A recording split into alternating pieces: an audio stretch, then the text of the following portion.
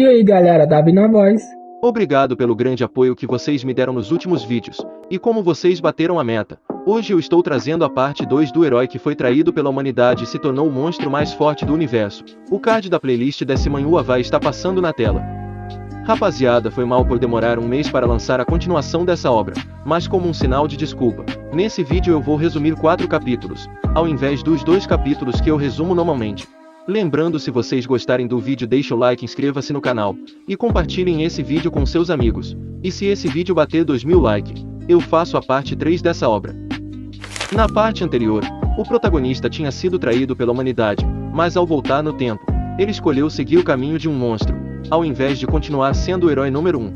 E vendo ele desistindo de todo o seu poder de herói, o presidente formou um plano para matar o prota, quando ele sair dessa sala, já que agora ele é apenas um humano comum. Mas quando o herói foi passar pela porta, do nada ele desapareceu, e o motivo dele ter desaparecido foi porque o sistema tinha falado que ele seria teletransportado para uma dungeon aleatoriamente. Assim corta para outra cena, aonde mostra um grupo de aventureiros entrando em uma dungeon de nível 3. E para nossa alegria, nesse time tinha 2 waifus. Ao mesmo tempo foi revelado que eles conseguiram entrar nessa masmorra, graças ao julgamento do herói número 1, já que vários caçadores escolheram assistir o julgamento ao vivo. Depois, quando eles estavam se preparando para iniciar a missão, do nada o protagonista que tinha desaparecido do julgamento apareceu na frente deles. É claro, como ele não estava usando sua máscara registrada, os aventureiros não reconheceram ele, e começaram a menosprezar ele por estar em uma masmorra sozinho e sem equipamentos. Mas diferente dos pensamentos deles, o prota estava de boa, já que caminhar nessa masmorra de nível baixo era como andar no seu jardim. Então não tem como ele comparar essa dungeon de baixo nível com a masmorra que ele limpou, aonde os humanos eram incapazes de sobreviver e até mesmo os monstros sentiam medo daquele lugar, por causa dos chefões daquela dungeon que eram todos deuses demoníacos inomináveis. Ao mesmo tempo, o prota explica que depois que ele perdeu todo o seu poder de herói, ele voltou para o nível 1, e o sistema decidiu enviar ele para esse lugar, mas ele não se arrepende da sua escolha, já que o caminho do herói não era capaz de salvar a humanidade. Por causa disso ele escolheu o caminho de se tornar um monstro, e atrapalhando seus pensamentos, o líder dos aventureiros perguntou em qual nível o prota estava. E para o capitão dos caçadores, esse garoto na sua frente deveria estar no mesmo nível que o dele, o nível 3, já que ele entrou nessa masmorra sozinho, mas totalmente diferente do que ele pensava. O prota disse que estava no nível 1. É claro, os figurantes começaram a pensar que o prota era um lunático. Então o líder dos caçadores disse que já que ele quer morrer tanto assim, eles não vão parar ele, mas se ele ficar em perigo, eles não vão o ajudar. Depois mostra os aventureiros derrotando facilmente os monstros, e vendo isso o prota decidiu não intervir. Ao mesmo tempo, uma das garotas desse grupo de aventureiros apareceu do seu lado, e se desculpou por seu líder não ter sido amigável, e também avisou ele para tomar cuidado, porque mesmo que seu capitão tenha falado daquele jeito, seu chefe só estava querendo que um novato como ele não morresse em vão. Mas o prota não se importou com o aviso dela, e ficou um pouco surpreso que os caçadores atuais tenham melhorado seus trabalhos em equipe comparado com antes. E vendo ele falando como um velho, a garota achou estranho, já que ele parecia bem novo, e explicou que o motivo dos aventureiros atuais terem melhorado foi por causa da política de reforçamento da formação dos caçadores, que o herói número 1, o Fake Máscara, iniciou, e graças a ele, a taxa de morte dos aventureiros caiu, e como resultado, a humanidade possui caçadores excelentes agora. E terminando sua explicação, a garota se apresentou dizendo que seu nome é Ankia Ankia, uma curandeira de nível 2. Assim, depois, enquanto eles conversavam, do nada o prota puxou ela pela mão, e fez a aranha fantasma que tinha atacado a garota errar o golpe, e ficando irritada com sua presa desviando, a aranha atacou novamente, mas o prota segurou uma das patas dela, e a arrancou com uma única mão, e usando essa pata como uma arma, ele esmagou a cabeça da aranha. E vendo o prota derrotar esse monstro tão facilmente, os figurantes ficaram chocados, e terminando de dar um fim na aranha, o prota pediu para a garota soltar ele, e envergonhada ela acabou pedindo desculpa, e vendo seus status subindo com a morte da aranha, o prota percebeu que com esse novo sistema e sua experiência de combate, não demoraria para ele superar o nível de poder que tinha quando era um herói. Ao mesmo tempo, o líder dos caçadores se desculpou com o prota, por ter o menosprezado, e agradeceu ele por ter salvado sua companheira. E o prota disse que ele não precisa agradecer, ajudar uns aos outros é algo comum. É claro, ele disse isso de propósito para tocar na ferida do figurante.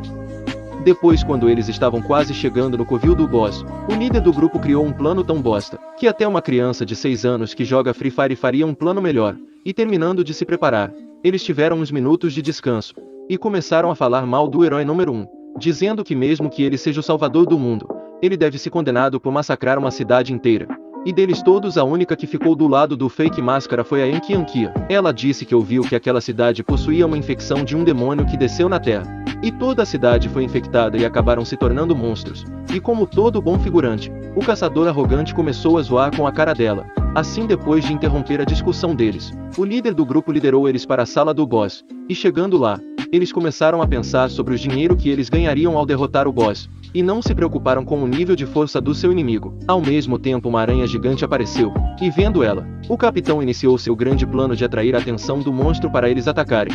E como as bestas de baixo nível não são espertas, o super plano deles estava dando certo, já que só é preciso ter um bom trabalho em equipe para derrotar um monstro desses. Então, fazendo um bom trabalho em equipe, eles conseguiram derrotar a besta de nível 3 facilmente, e enquanto eles se preparavam para distribuir a recompensa de acordo com a contribuição de todo mundo, o Prota achou estranho eles pensarem que essa é uma dungeon de nível 3, já que o sistema tinha avisado que essa é uma masmorra de nível 4.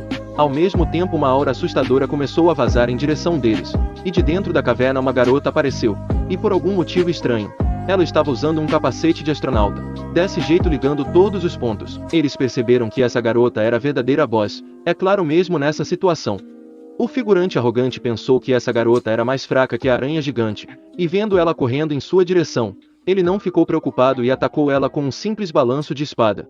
E para surpresa de todo mundo ele conseguiu acertar o monstro, e enquanto ficava todo confiante pensando que derrotou o boss sozinho, a garota fantasma quebrou os braços dele usando sua teia. E vendo isso, o líder dos aventureiros formulou um novo plano, aonde a feiticeira usava sua magia de fogo para queimar o boss e suas teias, mas esse plano não deu certo, e a garota demoníaca ficou ainda mais forte, e usou uma das suas patas para atravessar o peito do figurante arrogante. E vendo seu companheiro morrendo na sua frente, o arqueiro perdeu a calma. Mas antes dele ir para cima do monstro, o Prota parou ele, e disse para ele não perder a calma em uma batalha, e como o portal da dungeon ia demorar 3 horas para abrir. Eles não tiveram outra escolha a não se defender enquanto recuava, mas esse plano também não deu certo, e o arqueiro acabou sendo capturado pelas teias da aranha, e teve sua cabeça engolida pela besta, e ao ver mais um companheiro seu batendo a bota na sua frente, o líder também perdeu a calma, e usou todo o seu poder de caçador nível 3 para queimar a aranha até a morte. Mas para o seu desespero, o monstro não recebeu nenhum único arranhão. Assim, quando ele estava quase sendo devorado pela besta, o Prota mandou ele entregar sua espada, se ele estiver disposto a sacrificar um dos seus braços para poder sobreviver.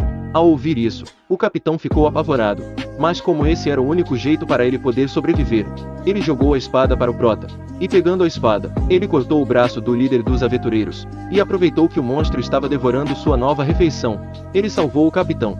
Ao mesmo tempo, a Enki usou sua magia de cura para curar o braço do seu companheiro, e vendo essa situação desesperadora, a maga fugiu e deixou seus amigos para trás, e ao se perguntado se ele não ia fugir também, o Prota respondeu que não tem como fugir. Aquele monstro só está fingindo deixar ela escapar, porque quando os humanos fogem, eles liberam medo, e isso faz com que a besta fique feliz, já que esses monstros escolhidos pelos deuses externos do vazio, adoram comer as emoções negativas dos humanos. Depois de serem abençoados pelos deuses, essas bestas recebem um aumento assustador de força e poder.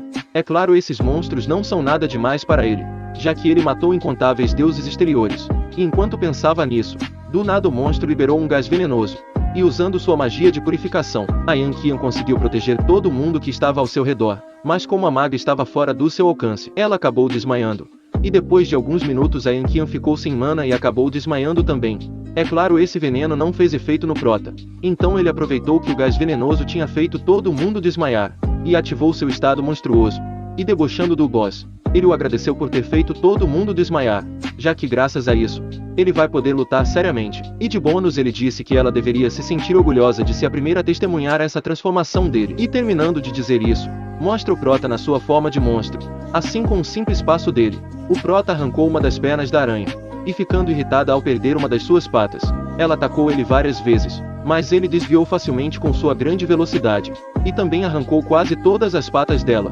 E percebendo a diferença de nível de força deles, a aranha tentou fugir, mas o Prota alcançou ela facilmente, e brincou com ela, igual ela brincava com a vida dos humanos antes de devorar eles. Assim, com apenas uma pisada, ele esmagou a cabeça da aranha.